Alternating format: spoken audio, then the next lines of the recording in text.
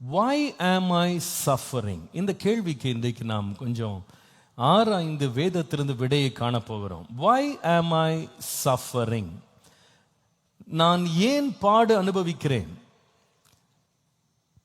பாடு அப்படின்றது உபத்திரவம் என்றது நினைக்கிறேன். நம்ம எல்லாருமே ஏதோ ஒரு வகையில ஒரு விதத்துல நம்ம அனுபவிக்கிறோம் அப்படின்றத நீங்க எல்லாரும் ஆமோதிப்பீங்க அப்படின்னு நான் நம்புறேன்.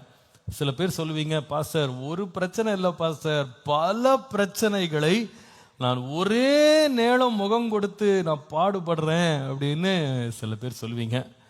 இப்பதான் ஒன்று முடிஞ்சது நினைச்சேன், அடுத்த வந்து நிற்குது, இப்படியே தொடர் பிரச்சனையா மாறிட்டு இருக்குது அப்படின்னு சில பேர் சொல்லுவீங்க. சில பேர் எனக்கு நிறைய பிரச்சனை, இந்த ஒன்று மட்டும் சரியானா போதும், இந்த ஒரு காரியம் மட்டும் சால்வ் ஆயிட்டுனா என் வாழ்க்கை கொஞ்சம் நிம்மதியா பிரயாணம் பண்ணுவேன் அப்படின்னு சொல்றவங்க இருப்பீங்க. ஆனா அந்த பிரச்சனைகளை நிறுத்த முடியல.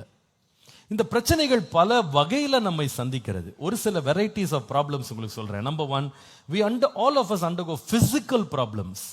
சரீர பிரகாரமான in our physical body, நம்முடைய சரீரத்தில் நாம் அனுபவிக்கும் சில பிரச்சனைகள் அல்லது போராட்டங்கள், பாடுகள் இருக்கு இல்லையா? நம்ம எல்லாருமே வந்து டாக்டரும் கையுமா சில பேர் சுத்துற நிலைமையில் நம்ம இருக்கிறோம். சில பேர் பார்த்தீங்கன்னா மாத்திரை இல்லாமல் வாழ்க்கையே இல்லைன்ற மாதிரி ஆகிப்போச்சு. மருந்து இல்லாமல் வாழ்க்கையே இல்லை. டெய்லி அல்லது மாசத்துக்குன்னு ஒரு பட்ஜெட்டை வெறும் மாத்திரைக்கே நம்ம செலவழிக்க வேண்டியிருக்கு. டெஸ்டிங்க்கு போக வேண்டியிருக்கு, டாக்டர்ஸ்க்கு போக வேண்டியிருக்கு. இதெல்லாம் பார்க்கும்போது என்ன இது, வாழ்க்கையில் ஒரு பகுதியவே நம்ம மருந்துக்குன்னு ஒதுக்க வேண்டியிருக்கு, மருந்து இல்லாமல் வாழ முடியலையே என்ற நிலைமைக்கு நம்ம சில பேர் தள்ளப்படுறோம். இதில் சில பேர் வந்து ஜுரம், சளி, கால் வலி, வயிற்று வலி, தலைவலி, இந்த மாதிரி சின்ன சின்ன ப்ராப்ளம்ஸ் இல்லாமல் சில பேர் வந்து கொஞ்சம் மேஜரான இல்னஸஸை ஃபேஸ் பண்ணுறாங்க. உதாரணமாக கேன்சர் போன்ற கொடுமையான வியாதிகளை சந்திக்கிறாங்க. இப்போ ஒரு கேள்வி வருது, நான் ஒரு கிறிஸ்தவனாக இருக்கிறேன், எனக்கு எதுக்கு இந்த வியாதி வரணும்? நம்ம சபையிலே நிறைய பேர் டயாலிசிஸ் பேஷண்ட்ஸ் இருக்காங்க. அப்போ ஒரு கேள்வி வருது, எனக்கு எதுக்கு என் கிட்னி எதுக்கு ஃபெயில் ஆகணும்?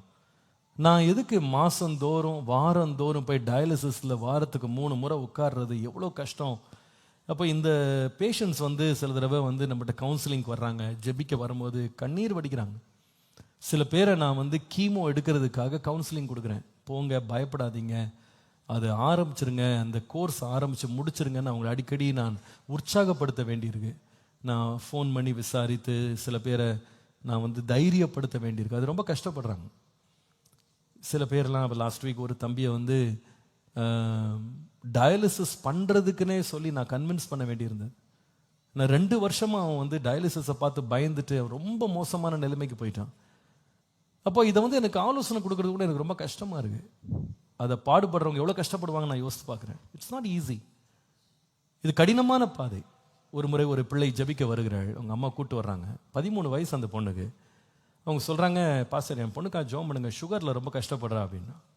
எவ்வளோம்மா சுகர் எவ்வளோன்னு கேட்டேன். 850 சொல்கிறேன். 850 சொல்கிறேன். மார்னிங் 20, மத்தியானம் 20, ஈவினிங் 20 நான் வந்து இன்சுலின் ஷார்ட்ஸ் நானே போட்டுக்குவேன் பாஸ்டர், வயிற்றில் நானே அடிச்சுக்கிடுவேன். 13 வயசு. இப்போ இந்த மாதிரி பார்க்கும்போது ஏன் இந்த பாடுகள் இருக்குது? இது நம்ம நிறைய பேர் பல விதங்களில் பழைய டிகிரீஸில் வந்து we suffer in our bodies. Our body has become a big suffering spot இல்லையா? இது ஒன்று.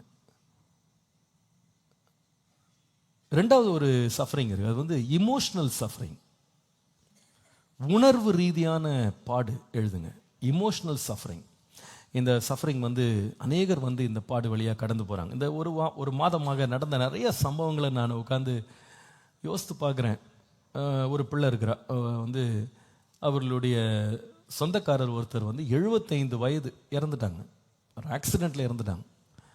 இப்போ அந்த பிள்ளை வந்து பேசும்போது சொல்கிறேன், எனக்கு தூக்கம் இல்லை, சாப்பிட முடியலை, எனக்கு வந்து அவங்க போனதுலேருந்து ஒரு மாதிரி ஒரு வெறுமையை நான் ஃபீல் பண்ணுறேன், ரொம்ப மனசு ரொம்ப சங்கடமாக இருக்குது, என்னால் அவங்களுடைய மரணத்தை என்னால் ஏற்றுக்கொள்ளவே முடியலை, அக்செப்ட் பண்ண முடியல. It's becoming very difficult. It takes a huge toll on me. ஆனால் அவங்களுக்கு 75 வயது, பட் ஸ்டில் ஏன் இப்போ சாகணும், ஏன் இப்படி சாகணும் அப்படின்றது கேள்வி. அது ஒரு சஃபரிங்கை விட்டு போகுது, இமோஷனல் ட்ராமா. கடந்த வாரம் ஒரு குடும்பம் என்னை சந்திக்க வர்றாங்க. அந்த சகோதரன் வந்து ஒரு கிராமத்தில் ஊழியம் செய்கிறாரு. அவங்களோட மனைவி பிள்ளைகள் இந்த சர்ச்சுக்கு அப்பப்போ வந்துட்டு போகிறாங்க. அவங்க மாதத்துக்கு ஒரு முறை வந்துட்டு போகிறாங்க. அவங்க உள்ளே நுழைந்து கொஞ்ச நேரத்தில் என்கிட்ட சொல்கிறாங்க, பாஸ்டர் எங்கள் பையன் இறந்துட்டான் 2 வாரத்துக்கு முன்னாலன்றாங்க. பையன், நான் என்ன வயசுன்னு கேட்டேன். 10 வயசு பாஸ்டர்னா. எப்படி இறந்தான்னு கேட்டேன். அவன் சொல்கிறாங்க, ஒரு 3 நாள் ஜுரம் வந்துச்சு பாஸ்டர், 3 days ஃபீவர் வந்துச்சு. டைஃபாய்டுன்னு சொன்னாங்க, ட்ரீட்மெண்ட் கொடுத்துட்டு இருந்தோம். அதுக்குமா நிற்கவே இல்லை. ரொம்ப ஒரு நாள் சுருண்டு மயங்கி விழுந்துட்டான். எடுத்துகிட்டு போய் ஆஸ்பத்திரியில் போட்டால் ஒரு வைரஸ் ஏதோ அவனை தாக்கியிருக்குன்னு சொல்லி 1 நாள் தான் பாஸ்டர், 4வது நாள் இறந்துட்டான். அவன் ஃபோட்டோவை காட்டவுடனே இருதயமே உடஞ்சி போச்சு. அவ்வளோ ஆளை பார்க்க அவ்வளோ ஸ்மார்ட்டாக இருக்கான் பையன், கூலிங் கிளாஸ்லாம் போட்டு.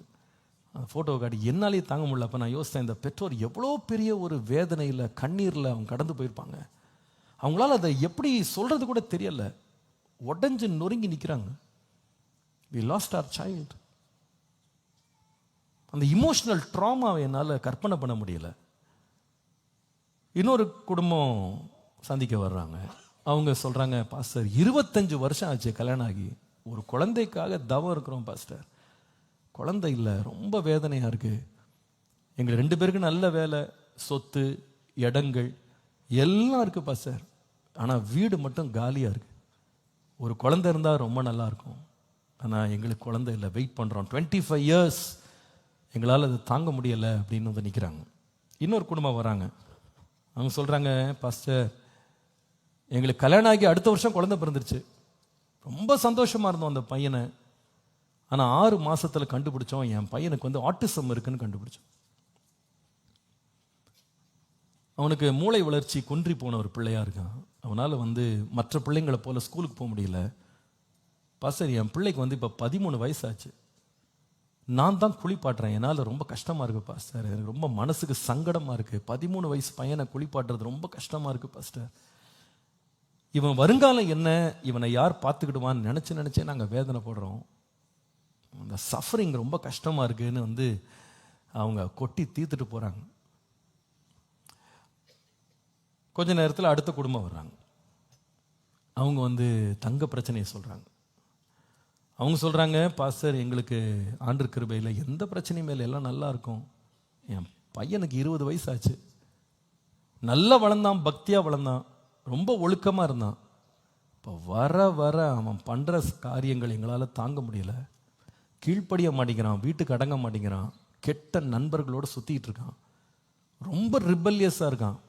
அவங்கள வந்து என்னால் அந்த பையனை எங்களால் கண்ட்ரோலே பண்ண முடியலை. நாங்கள் என்ன தான் செய்யணும்னு எங்களுக்கே தெரியல. இமோஷனல் சஃபரிங், துக்கம் நிறைந்தவர்களாய் வேதனையோடு வாழ்கிற மனிதர்கள் இருக்கிறாங்க. சரீரத்தில் வேதனை, மனசளவில் வேதனை. இன்னொன்று இருக்கு, 3வது, அது வந்து மென்டல் சஃபரிங், மன ரீதியாக மென்டல் சஃபரிங்.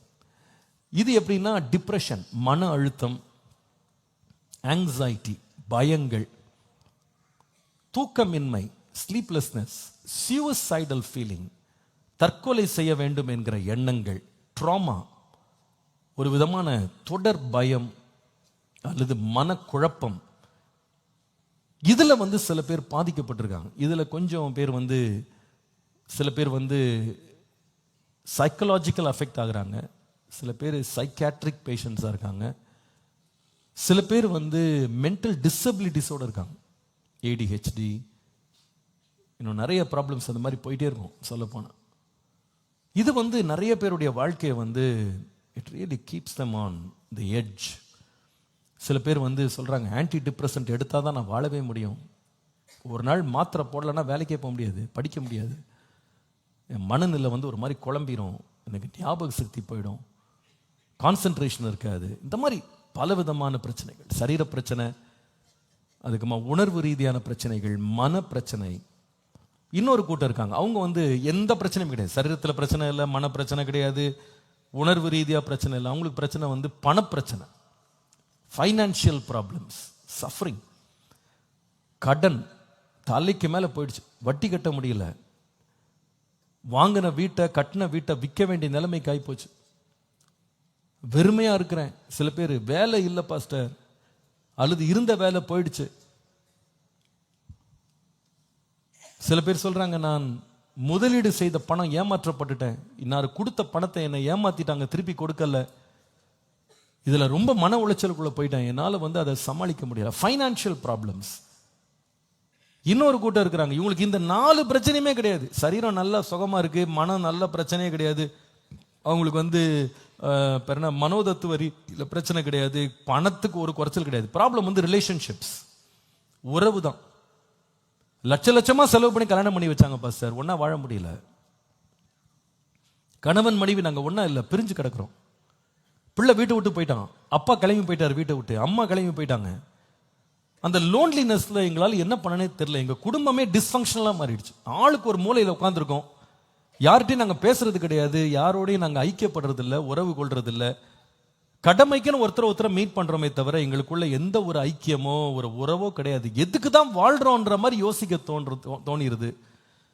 இந்த மாதிரி உறவு ரீதியாக சொந்தங்களுக்குள்ள பிரச்சனைகள், யார் வீட்டுக்கும் போக முடியல, தனிமையா நிக்கிறோம், யாரும் எங்களை கூப்பிடுறது இல்லை, எந்த ஒரு விசேஷத்துங்களை அழைக்கிறது இல்லை. இந்த மாதிரி பிரச்சனைகள்ல ஒரு சில பேர் சஃபர் ஆகுறாங்க. இதெல்லாம் போதாதுன்னு ஆவிக்குரிய பிரச்சனைகள் வேற சில பேருக்கு. ஜெபம் பண்ண முடியல, பைபிள் வாசிக்க முடியல, உபவாசம் பண்ண முடியல, தேவனை தேட முடியல, ஆராதிக்க முடியல, ஒரு விதமான ஒரு அழுத்தம் எனக்குள்ள இருக்கு. இந்த மாதிரி வாழ்க்கைன்னு பார்த்தாலே பலவிதமான போராட்டங்களோடு நாம் இருக்கிறோம். நம்ம எல்லாரும் அதை உணர்றோம். நீங்களும் அது வழியா பயணம் பண்றீங்க. அநேக வேளை நானும் அநேக வேளை அந்த பாதையில நான் பயணம் பண்ணுகிறேன். நம்ம எல்லாருமே அறிந்திருக்கிறோம் இது எவ்வளவு கஷ்டமா நம்ம இதை கடந்து வர்றோம்னு. நான் நம்முடைய சபையில் உள்ள ஊழியங்கள் எல்லாம் கொஞ்சம் யோசித்து பார்த்தேன். அது எல்லா ஊழியமுமே பார்த்தீங்கன்னா ஆரம்பித்த நோக்கமே என்னன்னா, இந்த பாடுபடுற மக்களுக்கு உதவி செய்யறது தான் அப்படின்னு இந்த வாரம் கண்டுபிடிச்சேன். அப்போ தெரியல எனக்கு, இப்போதான் கண்டுபிடிச்சு யோசித்து பார்த்தா இப்படிதான் இருக்கு. யூத் மினிஸ்ட்ரி வச்சிருக்கோம், பல விதங்கள், அதுல 3 குரூப்பா பிரிச்சு வச்சிருக்கோம். எதுக்கு இந்த லீடர்ஸ் எல்லாம் போட்டு ட்ரெயின் பண்ணி அவங்களுக்கு இந்த ஊழியங்களை கொடுக்குறோம் அப்படின்னா, வாலிப வயதுல அவங்க போராட்டத்தில் பிரச்சனை சிக்கிடக்கூடாது, அது கொஞ்சம் பாதுகாப்பா அவங்களுக்கு நல்ல ஆலோசனை கொடுத்து அவங்களை எப்படியா பக்குவமா கர்த்தருடைய வழியில நடத்துங்க அப்படின்னு பாவம் அவங்க இரவு பகலா பிரயாசப்படுறாங்க. அடுத்தது ஃபேமிலி ஃபெலோஷிப்னு வச்சிருக்கோம். எதுக்குன்னா, எப்பா சண்டை கண்டா வராம பார்த்துக்கிடுங்க, ஆலோசனை கொடுத்து அவங்கள பக்தியில கர்த்தருடைய வழியில நடத்தி ஊழியங்களை கொண்டு போய் அவங்கள குடும்பமா ஐக்கியமா வச்சுக்கிடுங்க அப்படின்னு அவங்களுக்கு ஒரு 30 டீம் 31 டீம் வச்சிருக்கோம். அடுத்தது பார்த்தீங்கன்னா ஷம்மா ஃபெலோஷிப்னு வச்சிருக்கோம். அவங்க என்னன்னா, கணவனை இழந்து நிற்கிறாங்க, அவங்க மனம் சோர்ந்து போயிடக்கூடாது, வாழ்க்கையே வேண்டான்னு வெறுத்துடக்கூடாது, பிள்ளைங்களை கைவிட்டக்கூடாது, அவங்களுக்கு ஏதாவது உதவிகள் செய்து அவங்களுக்கு கவனித்து பராமரித்து அவங்க பிரச்சனையை கொஞ்சம் குறைக்க ட்ரை பண்ணுவோம். அவங்களுக்கு ஜெபம் பண்ணி ஆலோசனை கொடுத்து உதவி செய்து எப்படியாவது அவங்க உற்சாகப்படுத்தணும்னு யோசிக்கிறேன். சீனியர் ஃபெலோஷிப் எடுத்தால் அதே தான். 60 வயசு காண பிறகு யாரும் பாஸ்டர் பிள்ளை யாரும் பேச மாட்டேங்கிறான், தனியாக இருக்கும், மன அழுத்தத்தில் இருக்கும், வியாதி வந்தாலும் பார்க்குற காலம் இல்லை. சரி, நீங்கள் உங்களை கவனிக்கிறதுக்கு 20 டீமை போட்டு அவங்களுக்குள்ள வயதானவங்க எல்லாரையும் பராமரிக்கிறதுக்கு ஒரு குழு. லேபரர்ஸ் ஃபெலோஷிப் அப்படின்னு ஒரு ஃபெலோஷிப் இருக்கு. அதுல பாத்தீங்கன்னா அனுதின தினக்கூலிக்கு வேலை செய்யறவங்களெல்லாம் கூப்பிட்டு ஒரு ஐக்கியத்தை உண்டாக்கி அவங்களுடைய தேவைகளை சந்தித்து அவங்க குறைவுகளை நிறைவாக்கி அவங்களுக்கு என்னென்ன உதவிகள் வேண்டும் அதை செய்து அவங்களெல்லாம் உற்சாகப்படுத்தி எப்படி ஆகல நீங்க ப்ராப்ளம்ஸ் வந்து மேலே வாங்க, வெளியே வாங்க. இப்படி 31 ஊழியம் நடக்குது சர்ச்சில். 31 டிஃப்ரெண்ட் கைண்ட்ஸ் ஆஃப் மினிஸ்ட்ரிஸ் சர்ச்சில் நடக்குது. இதெல்லாம் எதுக்குன்னு கேட்டா, எப்படி ஆகில இந்த பாடுகள்ல இருந்து பிள்ளைங்க விடுதலை வரணும், வெளியே வரணும், அவங்க அந்த கஷ்டப்படக்கூடாது. குட் சமாரிட்டன் ஒரு மினிஸ்ட்ரி வச்சிருக்கோம், நீங்க நிறைய பேர் அறிஞ்சிருக்கிறீங்க. அந்த மினிஸ்ட்ரி மூலமா யாரெல்லாம் வியாதிப்பட்டிருக்காங்களோ, ஆக்சிடென்ட்ல சிக்கிறாங்களோ, இறந்து போறாங்களோ, உடனே அந்த டீம் அங்கே போறாங்க. ஆண்டவர் கிருபையினால் ஒரு 3 ஹாஸ்பிட்டல் பெட் வச்சிருக்கோம், அதுக்கப்புறமா சக்ஷன் மிஷின்ஸ் வச்சிருக்கோம், ஆக்சிஜன் சிலிண்டருக்கு வச்சிருக்கோம், அதுக்கப்புறம் நிறைய மெடிக்கல் ஐட்டம்ஸ் வச்சிருக்கோம், வீல் சேர்ஸ், கமோட்ஸ் எல்லாம் வச்சுருக்கோம். சிக்காக இருக்கவங்களுக்கு போய் வீட்டில் கொடுத்து அவங்களுக்கு பெட்ஸ் எல்லாம் போட்டு அவங்களுக்கு எல்லாம் ஃப்ரீயாகவே இந்த உதவிகள் செய்கிறோம். சில பேருடைய மெடிக்கல் பில்ஸை பே பண்ணுறோம். எப்படியோ உதவிகள் செய்து அந்த ஜனங்கள் வந்து அந்த போராட்டத்திலேருந்து வெளியே வரணும், கஷ்டத்துலேருந்து வெளியே வரணும்னு முடிஞ்ச வரைக்கும் செய்கிறோம். ஆனால் எவ்வளவு ஊழியங்கள் ஆரம்பித்தாலும், எவ்வளவுதான் நம்ம ஜெபம் பண்ணாலும், ஆலோசனை கொடுத்தாலும் போராட்டம் ஒன்றும் ஓயிற மாதிரி தெரியல. போராட்டங்கள் இருக்கிறது, பாடுகள் இருக்கிறது. இப்ப கேள்வி என்னன்னா, எதுக்கு இந்த போராட்டம்? இவ்வளோ போராடி வாழணுமா? இவ்வளோ போராட்டத்தில் வாழணுமா? இந்த போராட்டங்கள் வந்து 3 வகையா நான் பிரிச்சேன் பைபிள்ல இருந்து படிக்கும்போது. முதல் போராட்டம் எப்படிப்பட்ட வகையான போராட்டம்னு கேட்டா, சடுதியாக எழும்பும் பாடுகள்னு ஒரு கேட்டகரி பிரிக்கலாம். சஃபரிங் த டான் சடன்லி, எதிர்பாராத நேரத்தில் திடீரென்று நன்றாக போய் கொண்டிருந்த பாதை திடீர்னு பிரச்சனையா திரும்பிடுறது. இதுக்கு யோபு ஒரு நல்ல ஒரு அடையாளமாக நிற்கிறத நம்ம பார்க்குறோம். 7 குமாரர் 3 குமாரத்திகள், 7000 ஆடு 3000 ஒட்டகம், 5000 ஏர் மாடு, 500 கழுதை, அப்படின்னு திரளான ஒரு மிருக ஜீவன்கள், அவர்களை பராமரிக்கிறதுக்கு ஏராளமான வேலைக்காரர் வேலைக்காரிகள் வச்சுட்டு இந்த மனுஷன் இந்த தேசத்திலே ரொம்ப பிரசித்தி பெற்ற புகழ் பெற்ற ஒரு மனுஷனா நல்லா வாழ்ந்துட்டு இருக்கிறாரு. 13ஆம் வசனம் எல்லாமே அப்படியே டேர்ன் ஆகுது. திடீர்னு ஒரு நாள் ஒரு மனுஷன் ஓடி வர்றான். 14ஆம் வசனத்துல அவன் சொல்லுகிறான், எருதுகள்லாம் உழுதுகிட்டு இருக்கிறோம், கழுதைகள் பக்கத்துல மேய்ஞ்சிக்கிட்டு இருந்துச்சு. அந்த நேரத்துல திடீர்னு சபேயர்னு ஒரு கூட்டம் அவங்க வந்து என்ன பண்றாங்க அப்படின்னா, இவங்களை அத்தனை பேரையும் அப்படியே இழுத்துட்டு போயிட்டாங்க, மந்தையை முழுசு எடுத்துட்டு போயிட்டாங்க. வேலைக்காரங்களை எல்லாரையும் பட்டயத்தாலே வெட்டி போட்டாங்க. நான் ஒருத்தன் தான் மீதியா இருக்கேன்னு ஒருத்தன் ஓடி வந்து சொல்றான். சரி, இது முடிஞ்சது இவர் எப்படி இந்த கதையை கேட்டே இருக்காரு. 16ஆம் வசனத்துல இவங்க பேசிட்டு இருக்கும்போது இன்னொருத்தன் ஓடி வர்றான். அவன் சொல்லுகிறான், வானத்துல இருந்து அக்கினி இறங்கி வந்தது, ஆடுகள் வேலையாட்கள் எல்லாம் சுட்டரிச்சு போட்டது, நான் ஒருத்தன் தான் உயிரோட தப்புனா வந்திருக்கேன் அவன் நிக்கிறான். என்ன இவன் இப்படி சொல்லிட்டு இருக்கிறான்னு இவர் அடுத்த பக்கத்துல இன்னொருத்தன் ஓடி வர்றான். இன்னொருத்தன் சொல்றான், ஐயா கல்தையர் வந்தாங்க, அப்படியே கூட்டம் கூட்டமா பவுஞ்சா வந்தாங்க, வந்துட்டு ஒட்டகங்கள் மேல விழுந்து அத்தனையும் ஓட்டிட்டு போயிட்டாங்க, ஒண்ணு கூட இல்ல, வேலையாட்கள் அத்தனை பேரையும் வெட்டி போட்டாங்க, நான் ஒருத்தன் தான் உயிரோடு இருக்கேன். மொத்தத்துல 4 பேர் தான் இருக்கான். நூற்றுக்கணக்கான வேலையாட்கள் இருந்த இடத்துல 4 பேர் வந்து மிச்சம் நின்றுட்டு இருக்கான். கடைசியில ஒருத்தன் ஓடி வர்றான். என்னப்பா நீ என்னப்பான்னு கேட்டா, ஐயா எப்படி சொல்லுவேன், உங்க மூத்த குமாரனுடைய வீட்டுல வந்து எல்லாம் விருந்து பண்ணி சாப்பிட்டுக்கிட்டு இருந்தாங்க, ஒரு காத்து வந்து அடிச்சது, வீடு இடிஞ்சு வந்து விழுந்து 10 பேர் செத்து போயிட்டாங்க. இது எப்படி கற்பனை பண்ண முடியுதா அப்படின்னு. ஒருவேளை இது எக்ஸாக்டா நம்ம லைஃப்ல நடக்கலாம் கூட. சில வேளையில நம்ம வாழ்க்கையில இப்பதான் ஒண்ணு முடிஞ்சதுன்னு நினைச்சேன், அப்படி சாஞ்சு உட்காரலாம் நினைச்சா அடுத்த பிரச்சனை வந்துச்சு, அடுத்த போராட்டம். இது எப்பதான் முடிய போகுது? இது வேலையில் இப்போதான் காம்ப்ளிகேஷன் இருந்துச்சு, இப்போதான் கொஞ்சம் செட்டரைட் பண்ணி வந்து அதுக்குள்ள பிள்ளைக்கு உடம்பு சரியில்லாம போச்சு, பிள்ளை இப்போதான் சரியாகி வந்து எனக்கு உடம்பு சரியில்லாம போச்சு, அதுக்குள்ள பார்த்தா எங்க அப்பா உடம்பு சரியில்லைன்னு போன் வந்துச்சு, இந்த காசு இப்போதான் வாங்கி செலவு பண்ண அடுத்த தேவை அடுத்த செலவு வந்துச்சு, எங்க தான் நான் போறது, எவ்வளவுதான் நான் செய்யறது?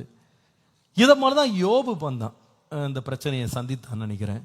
இதுதான் நான் முதல்ல சொல்ல சடுதியாக எழும்பும் பிரச்சனை, எதிர்பாராத பிரச்சனைகள் வாழ்க்கையில் வருது. ரெண்டாவது இன்னொரு பிரச்சனை, இன்னொரு வகை இருக்குது, என்னன்னா suffering that makes no sense, புரிந்து கொள்ள முடியாத பாடுகள். You cannot make any sense out of this problem. எதுக்காக இந்த பிரச்சனை வந்தது, ஏன் வந்தது, ஏன் நான் இந்த பிரச்சனையில போய் மாட்டினேன், ஏன் இந்த சிக்கல்ல போய் நான் மாட்டினேன். I am not able to understand it. I am not able to give answers to people who ask questions. என்கிட்ட கேள்வி கேட்குறவங்களுக்கு பதில் சொல்ல முடியல, எனக்கு பதில் இல்லை. புரிந்து கொள்ள முடியாத பிரச்சனைகள். யோபு 10 அதுல 1-2 வசனங்கள்ல யோபு ரொம்ப வெகுண்டு சொல்றாரு, என் ஆத்துமா ஜீவனை ஆரோசிக்கிறதால வெறுக்கிறது, என் துயரத்தை எனக்குள்ள இடம் கொடுத்து என் மன சஞ்சலத்தால பேசுறேன் சொல்லிட்டு சொல்றாரு. தேவனை பார்த்து சொன்னாராம், என்னை குற்றவாளின்னு தீர்த்துறாதீங்க ஆண்டவரே, நீர் எதனால என்னோட வழக்காடுறீங்க அது எனக்கு தயவுசெய்து சொல்லுங்கன்னாராம். I like this. Do not condemn me, Lord. Please tell me, why are you doing this to me? Why are you contending with me? Why are you giving me trouble? ஏன் கிட்ட போய் வழக்காடினா நான் நிப்பேனா, ஏன் கிட்ட வந்து பிரச்சனை கிளப்புறீங்களேன்னு அவர் மனசு வெந்து பேசுறாரு. Why are you doing this to me? நான் உங்களுக்கு எவ்வளவு நல்லவனா இருக்கிறேன், அனுதினமும் பலி செலுத்துறேன், உங்களை நான் ஸ்தோத்திரம் பண்றேன், உங்களுக்கு உண்மையா இருக்கிறேன், உத்தமமா இருக்கேன், நீதியா வாழ்றேன், ஏன் கிட்ட போய் வம்பு பண்றீங்களே ஆண்டவரேன்றார். எதுக்கு எனக்கு இந்த பிரச்சனையை கொடுக்குறீங்க? So there are problems, there are sufferings we go through that makes no sense.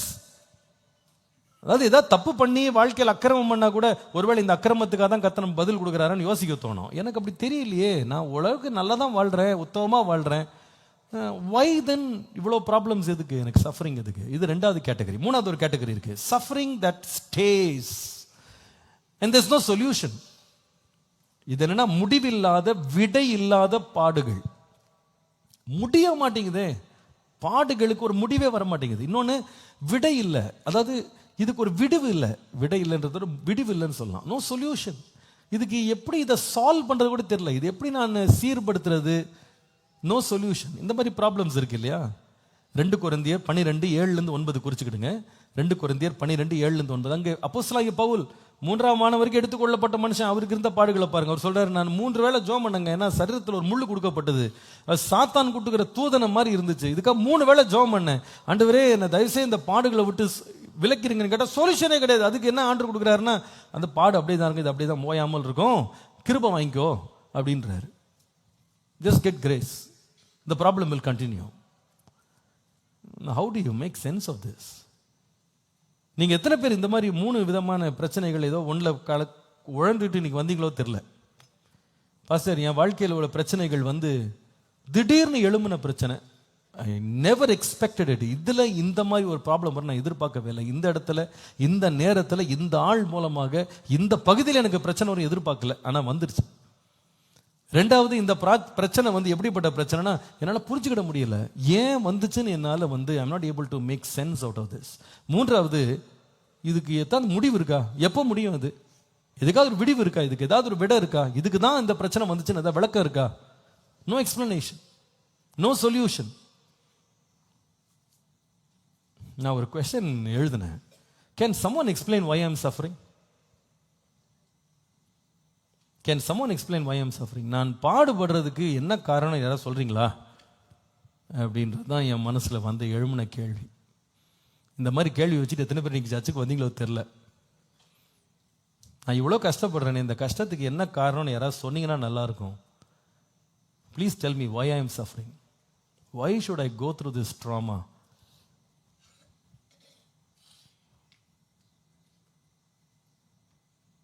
வேத புஸ்தகத்தை வாசித்தால் பாடுகளை பற்றிலாம் பேசாதீங்க, உபத்திரவத்திலாம் பேசாதீங்க, அதெல்லாம் நம்ம பேசுகிற காரியம் கிடையாது, அமைதியாக இருங்கன்னு பைபிள் சொல்லவே இல்லை. சில வேளையில் சிலர்கிட்ட போய் நம்ம பிரச்சனைலாம், பிரதர் பிரச்சனையெல்லாம் பேசிகிட்டே இருக்காதீங்க பிரதர், அதெல்லாம் வேண்டாம் பிரதர் தான் பொதுவாக எல்லாரும் சொல்லுவாங்க. எதுக்கு சிஸ்டர் இதையே பேசிகிட்டு இருக்கீங்க, பிரச்சனைலாம் பற்றி பேசுவோம், நல்ல காரியமாக பேசுவோம் அப்படின்னு என்ன பண்ணுவாங்க, பொதுவாக அந்த சப்ஜெக்ட் என்ன பண்ணுவாங்க, சில பேர் அப்படியே அவாய்ட் பண்ணுவாங்க, அதை பைபாஸ் பண்ண ட்ரை பண்ணுவாங்க. ஆனால் பைபிளை நீங்கள் வாசித்து பார்த்தீங்கன்னா பிரச்சனைகள் சஃபரிங்னு வரும்போது பைபிள் வந்து பைபாஸே பண்ணலை. It never says don't talk about it, it actually faces the problem head on. அது நேரடியாக பிரச்சனைகளை எதிர்கொள்ளும்படி நம்மோடு பேசுகிறது. அது மறைச்சு ஒளிச்சு பேசுறது இல்லை, பிரச்சனைகளை இல்லாதது போல நமக்கு முன்னாடி நாடகம் போட்டு மறைச்சு ஒளிச்செல்லாம் பேசுறது இல்லை, வெளிப்படையா பேசுது. 1 பேதுரு 4:12 எழுதிக்கிடுங்க. 1 பேதுரு 4:12. அதுல பேதுரு கேட்கிற கேள்வியை பாருங்க. உங்களை சோதிக்கும்படி உங்கள் நடுவில் பற்றி எரிகிற அக்கினியை குறித்து ஏதோ புதுமைன்னு திகைக்காதீங்கன்றார். உங்களுக்கு எரிஞ்சிட்டு இருக்க இந்த பிரச்சனை ஏதோ புதுசா வந்துருச்சுன்னு அப்படியே மிரண்டு போயிடாதீங்க அப்படின்னு சொல்லிட்டு சொல்றாரு. கிறிஸ்துவின் மகிமை வெளிப்படும் போது நீங்கள் களிகூர்ந்து மகிழும்படியாக அவருடைய பாடுகளுக்கு நீங்கள் பங்காளிகள் ஆனதால் சந்தோஷப்படுங்கள்.